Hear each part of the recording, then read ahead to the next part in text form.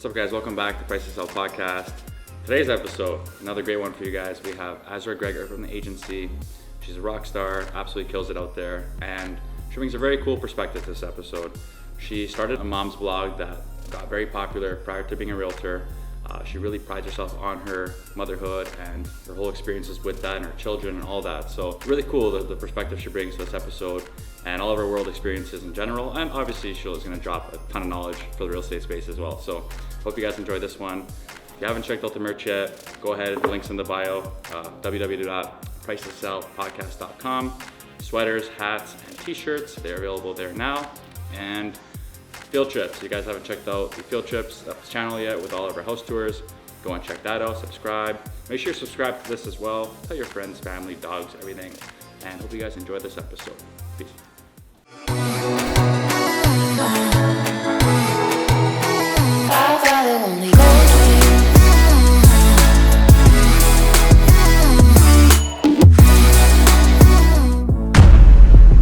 Hello, everybody. Welcome back. This is the Price to Sell podcast. I'm your host, Matthew Campoli. And today, we have another special one for you. Bringing on a lot of agency agents lately. I feel like I should get like a, as you should, little cut from Mr. Mauricio. Talk about it off camera. But we have Azra Gregor here in the building. She is going to bring a ton of cool insight perspectives today. Cool story. Sure. Heard a bit about it before. Interested in hearing the full length version. And it's been a while. We've had a plan on bringing you on, and here we are. That's right. Here so we welcome. are finally.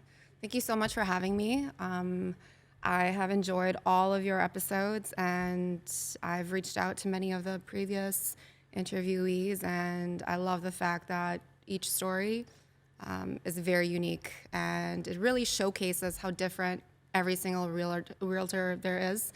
And also people just working in real estate in general. Because you have stagers and other individuals that work in our space on the show too. And I'm going to be bringing on a lot more investors. Nice. Now, talk about the whole investment side, like multifamilies, apartments, hotels, Sweet. Land, just to spice up a bit. Second properties. Yep.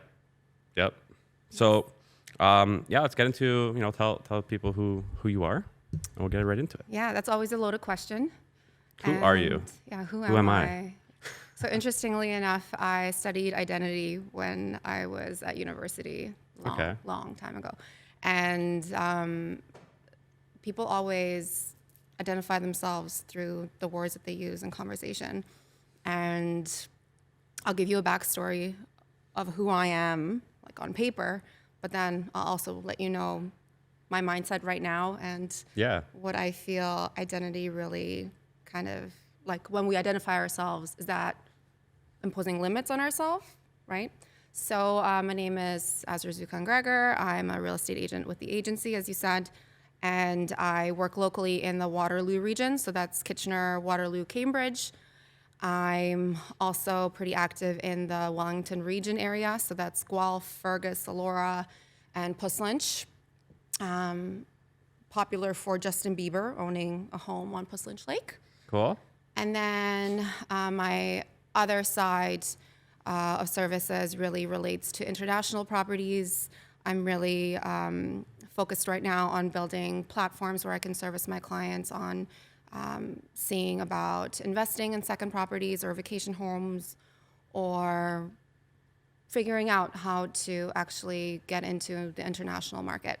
But that's my realtor side. I'm also a mom of two, and they keep me busy, and challenges are good. Challenges are good. Yes. Yeah. And so you, big war buff, big history guy. So, I mean, we have to talk about how you came to Canada. I think it's a cool story. Yeah. So I came to Canada a while ago now. It's been 22 years or so. And I'm Bosnian. I was born in Bosnia. And if anyone out there knows or doesn't know, there was a conflict in Bosnia between different groups. And my parents, being pretty perceptive to what's happening, decided to move to Germany almost overnight.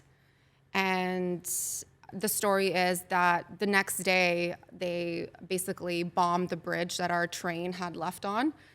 So we found ourselves in Germany, and as a refugee from a country, you live in a camp for a little bit of time, and then more or less you are on your own. And my parents being entrepreneurial and kind of, make the best of any situation that they're in, started their own business. They were both tailors. My mom was a seamstress, and the business that they opened up in Germany is still there to this day. Cool. They did eventually sell it when we decided to come to Canada when I was a teen. And, we've never really looked back. I learned a lot from them in terms of coming across a challenge and then pivoting towards making the best of your situation and, recognizing that you almost need something like that to make you a stronger character, etc. Yeah. And you also mentioned you had some eye-opening experiences that you bring into life with you now. Yeah. So I think, we can look at our life on a timeline and recognize certain maybe milestones that have shaped us into the person we are today. But I can't speak of my development as a person without mentioning my kids. And I think any mother listening out there or watching this is going to agree with me full fold. I had both of my children at home, so I decided to have home births.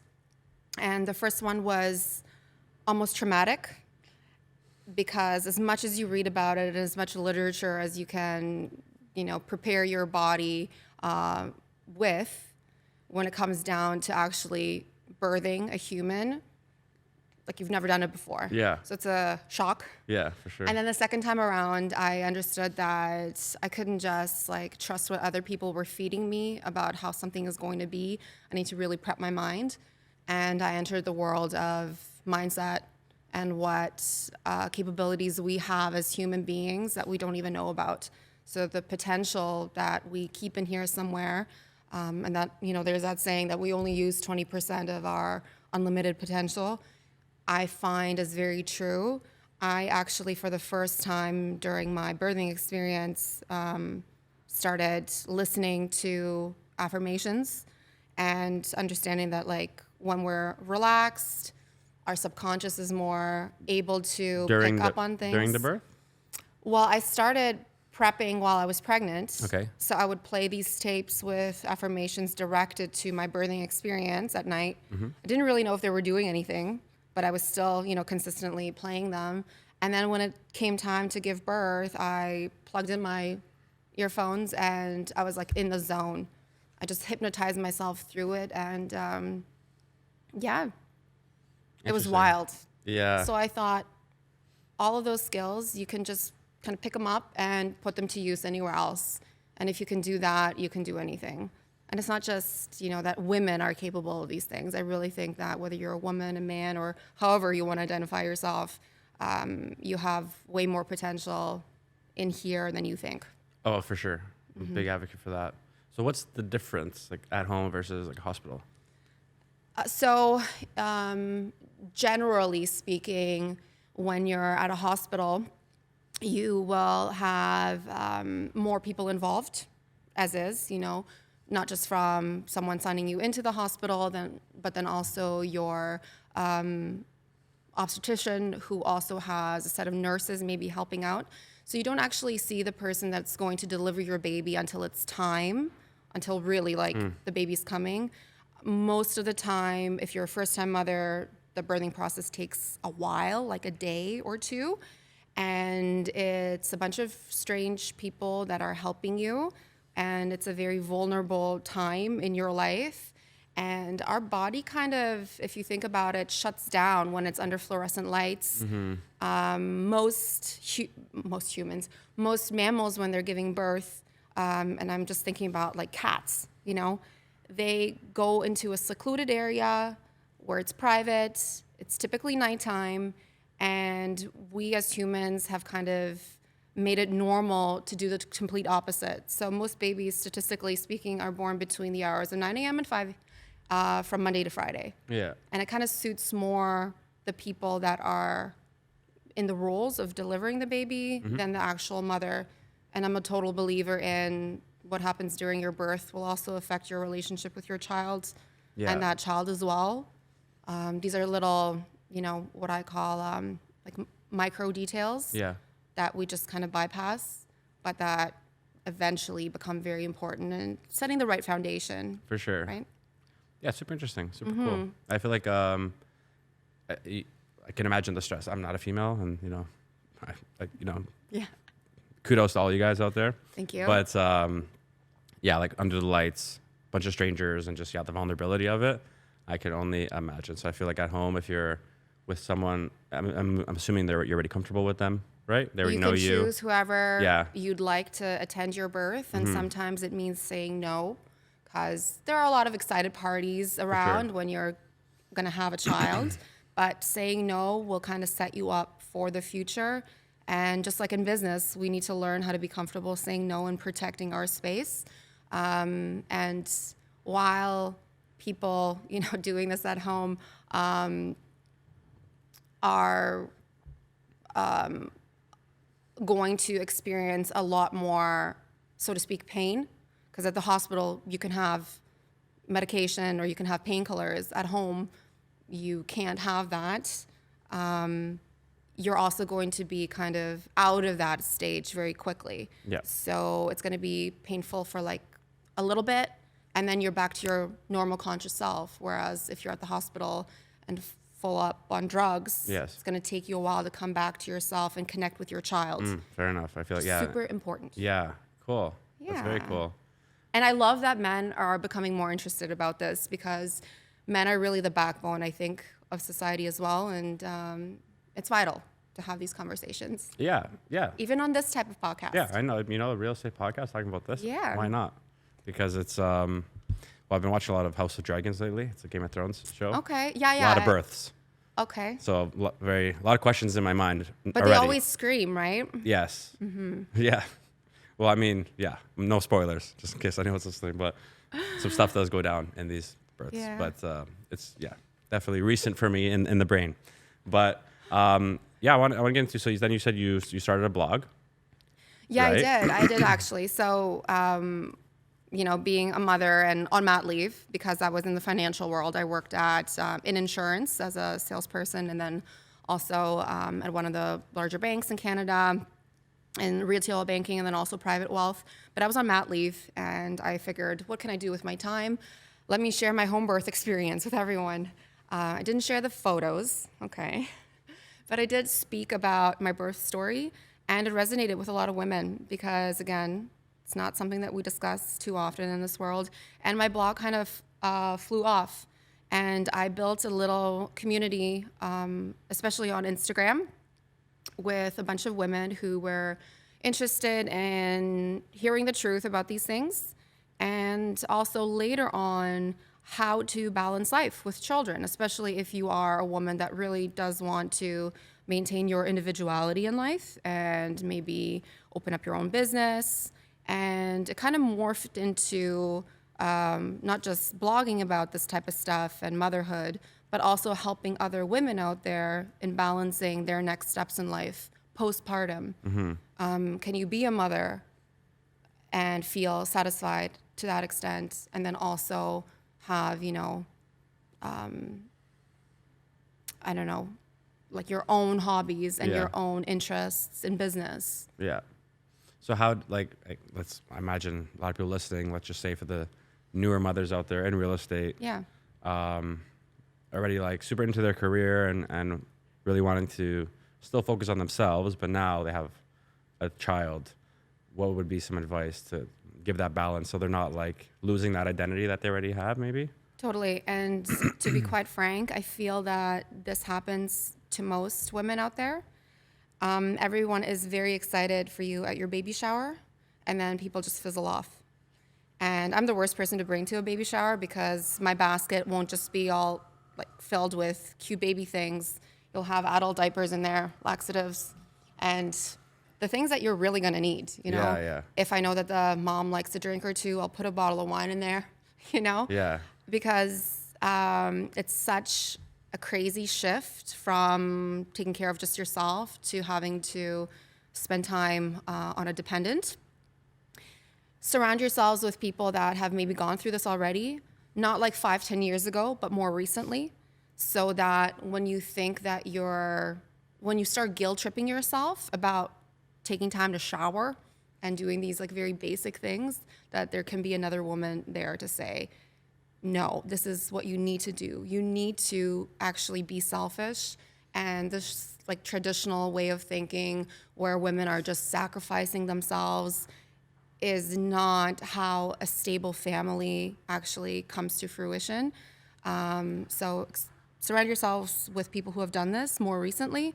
And then also know that what do they say? The days are long, but the years are short.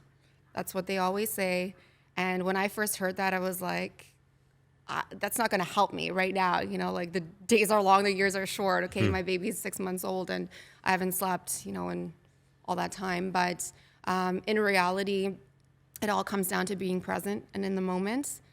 And it's really difficult to impose that type of advice on mothers and anyone listening out there. Unsolicited advice is probably not something that you should give. You just want to be there for someone, right? So if you have a friend that's recently given birth, actually message them and reach out to them, because they probably want to do more than just talk about the baby. They're still a person in their own right, and they probably have all of these wonderful ideas about what they're going to be finally able to do once the kid is in daycare, school, etc. Yeah. Yeah. Awesome. We want to take care of our community. For sure. Right? Yeah, I like that a lot. So I feel like you're the type, definitely, you want to help people.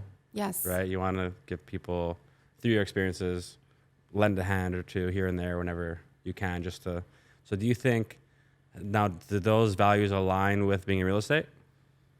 Absolutely. I mean, we're in the business of providing service, and yes, we obviously gain our income from this industry, but at the same time, it's extremely important, I think, for all of us, whether we say we want to make money or not, that we do it in an integral way.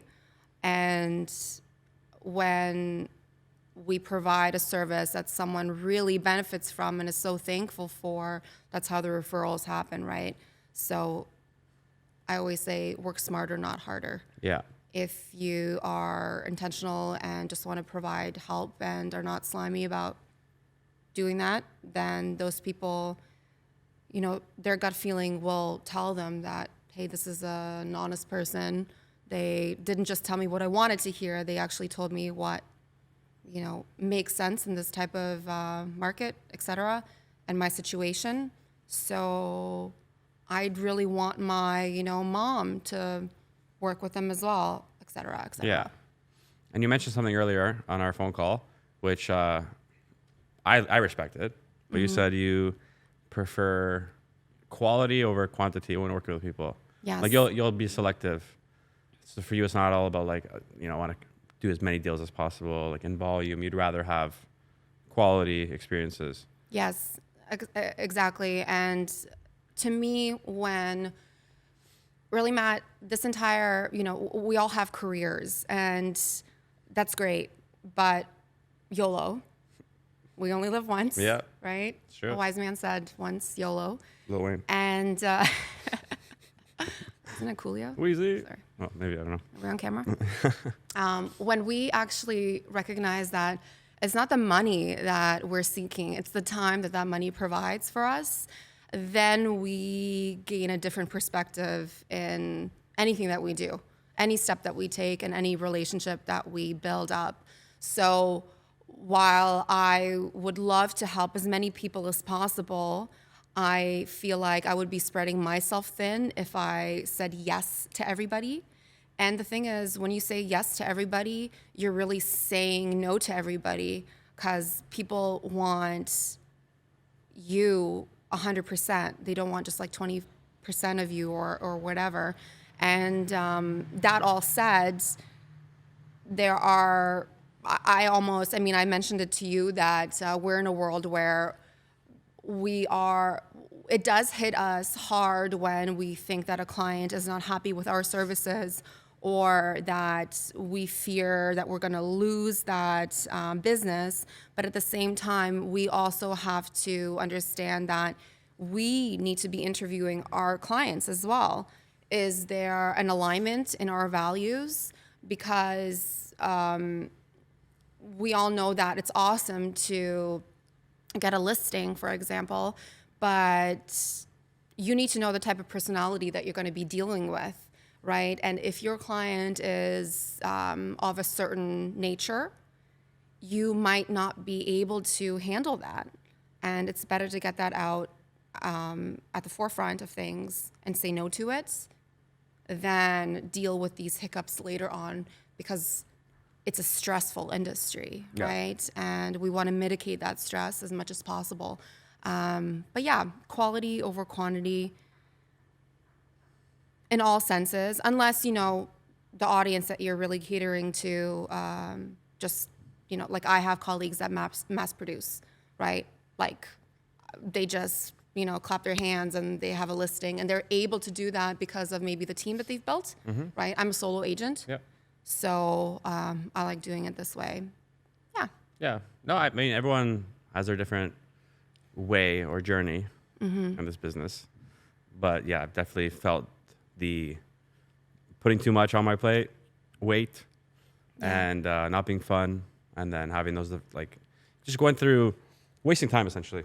Wasting time. By not vetting up front, not being, I think and you're not just wasting your time, you're wasting that client's time as well. Yeah. Yeah. It's a lot more respectable, too, for you to just be like, can't work with you, sorry. No, for sure. And it really kind of reflects also my brokerage's way of doing things. Even though, like, we've been in business now, this is the 11th year that the agency is in business, but we're a small but mighty kind of brokerage. Like, we've got just under 1,500 agents, but worldwide. And we really filter the individuals that come on board, like waving our red banner around. And that is very intentionally done. It's because, we all share a very similar mindset, and we're all very protective of our time. Yeah, and no assholes. No assholes. Rule number one. Absolutely. Yeah. I respect Mauricio. Yes. You guys have a great, founder. Absolutely. That helps a lot too. Yes. And every agency agent I've met in Toronto, all amazing. Yeah, it's a really particular type of energy when you come into a room full of the agency brokers and agents. I've never experienced anything like it before. And when I entered real estate, I really did want to join a boutique brokerage. Again, everything I do is very intentional and like mapped out. I'm very spontaneous too, but when it comes to these things, you don't want to fob around and, yeah, you should definitely join one of our events sometimes. Yeah, definitely. Yeah. I most likely will. Pretty sweet. I'm in the circle now. You're in the circle. I'm in the circle.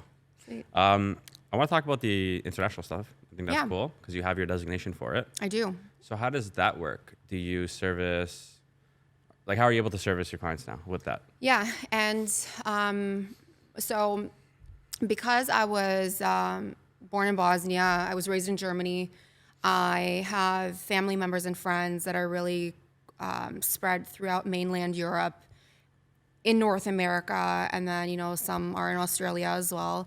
I figured how do I really show up as my most authentic self?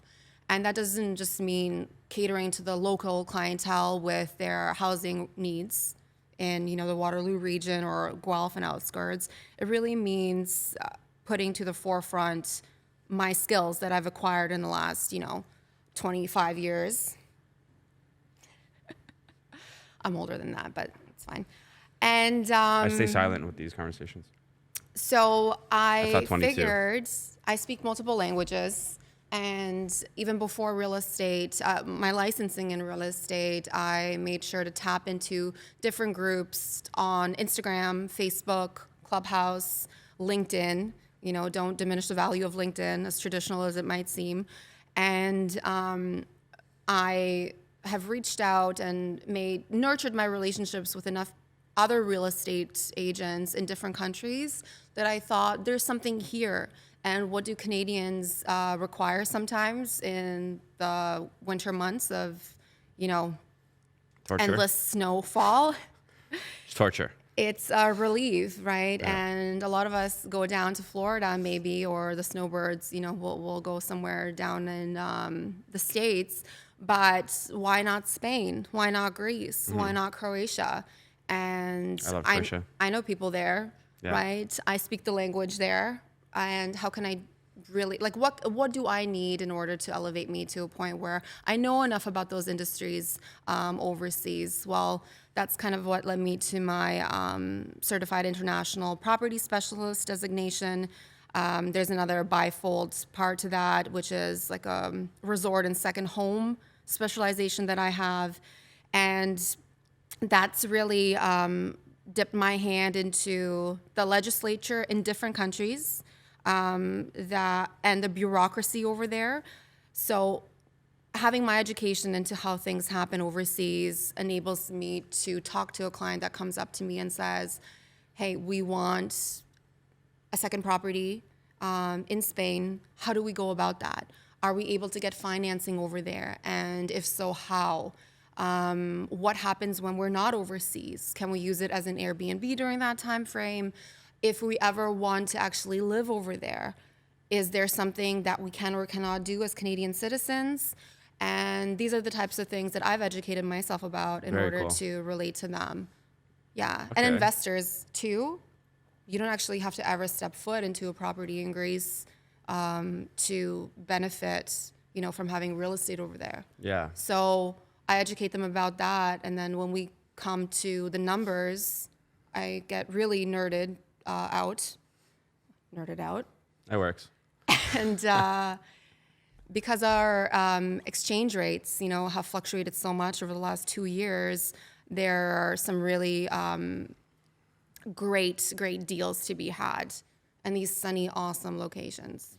Well, you just became my go-to contact Cool. because I have interest in exploring some Yes. European locations, Some with Europe. Airbnb stuff, and some Europe. Yeah, interested in exploring some Europe You as can't well. ever have enough Europe. No, got to get me some Europe. Yeah. Yeah. And like you were just in Miami, right? And Miami is really a hot spot for people that like traveling as well, because you're so close to Cuba, the Bahamas, Yeah. whatever, down there. But I have connections in Miami, and then of course, in Los Angeles. You kind of have to map yourself all over the globe, because you never know when an individual might come to you and say, hey, we want to go down there, or even like Costa Rica. Yeah, gosh, I love my favorite place in the world. Yeah. What a lot of people don't know is that we have this very specific way of real estate here in North America. And when you go to, let's say, like Ireland or England, they don't really have buyer's agents. People are just listing agents. So if you're a buyer walking down the street and you see a property that you're interested in, you have to access that listing agent to represent you as well, I see. right? Interesting. And you got to know the ins and outs of each country, and they're all different. Yeah. I mean, that's great insight to have just on deck, Yeah. I feel like a lot of us don't think outside the box and get that networking done. Like I had Richard Silver on, Cool. Sotheby's, and he told me in his career, he made it a mission to just every vacation, he'd walk into a real estate office, make a connection, drop Love a that. card, exchange information. And now he has someone in that part of the world, and just keep Yeah. expanding like that.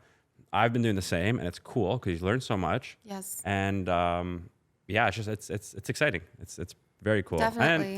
And you're now able to open that up your client's mind, because they're probably not naturally thinking like that, but there are so many opportunities. So many outside. opportunities, and I know it's been mentioned before on this podcast, but with the amount of immigration that Canada is seeing every single year and that we're headed towards, we would be shooting ourselves in the foot if we didn't start catering to these specific markets. Like I have a very good colleague in India, and he lives in Delhi, and for me to not recognize the different neighborhoods that we have, not just in the GTA, but, you know, even like in Puslinch, Ontario, that have come from, you know, India, would be just to be ignorant to a whole sea of potential, right? A lot of my friends that were born and raised in Portugal are always, you know, kind of very sentimental towards going back home. And in my culture as well, you know, whether you're Serbo, Croatian, Bosnian, we have almost always thought, how can I get a piece of back home that I can kind of split my time with my time here? Yeah. Yeah. Yeah, I think it's a goal for me would be to have little spots around the globe, right?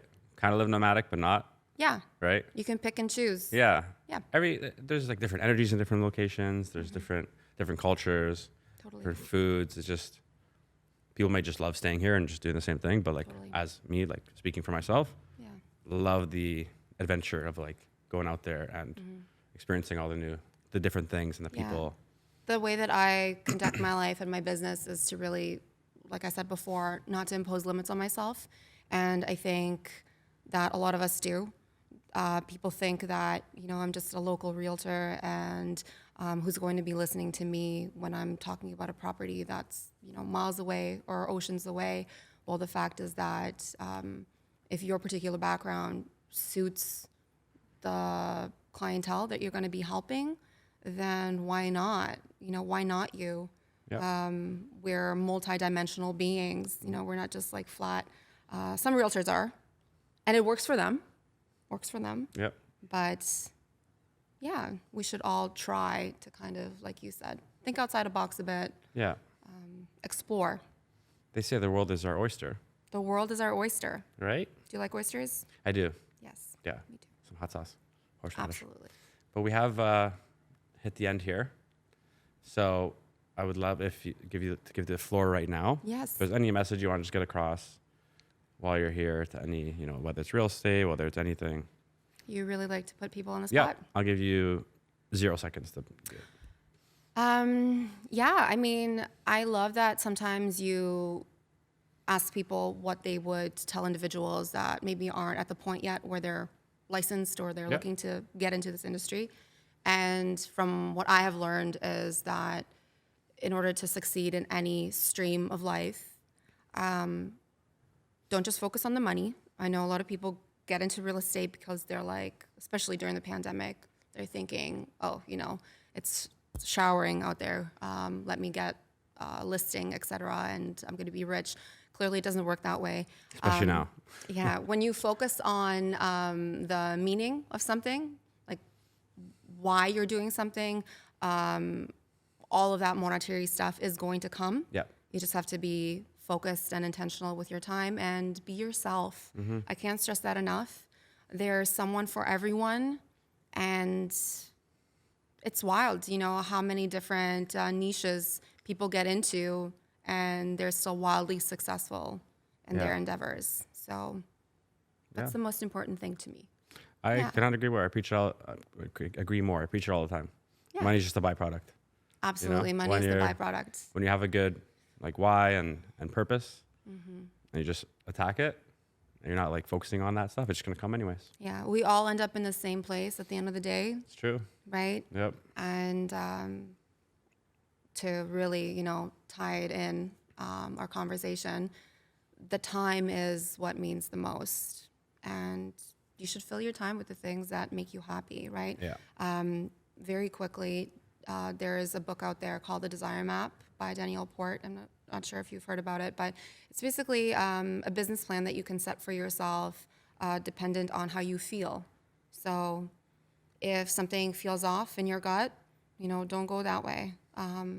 There's a link between your gut and your brain, and it's wild, and we could talk, you know, on That's the tangents whole- about this. I'm big on that too. Yes. But if something feels off, there's a reason. You know, you've got this inner system built in to guide you away from certain things that might do you harm, and it's all about energy, right? Cool. I need Yeah. to read this. What's it called? The Desire Map. Desire Map. Desire Map. Sweet. I'm gonna look it up. I'm a big gut guy. Yeah. Yeah. I work out. Just, okay. Anyways. It shows. Thank you very much for coming. You've been awesome. Thank you for having me. And for all your new fans out there, where can they find you? So Instagram is my main platform, and it's just my name, Azra Gregor, at Azra Gregor. And I'm also on Facebook, but not too active on there. I've got an automatic message system on Facebook, but you still want to show up. And then my website is azragregor.com, and you can DM me anytime. I try to answer anyone that reaches out. And yeah. Amazing. Well, I'll be reaching out for all the international stuff. But to everyone out there, again, thank you so much for tuning in, watching, listening. Please hit the subscribe button on the YouTube for us. Help us out there. Is it down here? Sorry, it'll be somewhere. Hit it, like, subscribe, share. Tell your friends, your family, and your pet dolphin, and we'll see you on the next one. Peace.